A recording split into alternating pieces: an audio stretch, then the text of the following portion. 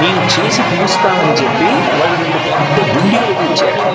దాని మీద ఒక దాని మీద శ్రీరామ, ఒక దాని మీద లక్ష్మణ అని రాసుకుంది. ఆ గుండెలు పట్టుకుని వంటగదిలోకి వెళ్ళి తలుపులు విసిశారు. మంచి వాసన వస్తుంది. మధ్యాహ్నం వేళ అయింది. భక్తులందరూ భోజనానికి కూర్చునే వేళ. వాళ్ళు చెమట పట్టి లోపల నుంచి బయటకు వచ్చి అయ్యారు వంట అయిపోయింది అంటే భోజనం చేసి మీరు తగిన రుసుము తీసుకుని వెళ్ళండి అన్నాడు. అంటే వాళ్ళు అన్నారు ఒక్కసారి వెళ్ళి గోదావరిలో స్నానం చేసి వచ్చి అన్నం తింటామన్నారు. అని వాళ్ళిద్దరూ గోదావరిలో స్నానం చేయడానికి వెళ్ళి తిరిగి రాలేదు. ఆయన ఆశ్చర్యపోయారు. వాళ్ళు తెచ్చిన గుండెలు ఆ గుండెల మీద శ్రీరామ లక్ష్మణ అని పేరు.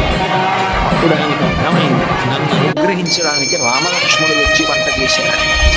మీరు ఇప్పటికీ భద్రాచలం అమ్మసత్రం వెళితే పెద్ద పెద్ద గుండిగలు రామలక్ష్మణుల యొక్క పేర్లతో ఉన్న గుండిగలు అక్కడ ఉంటాయి.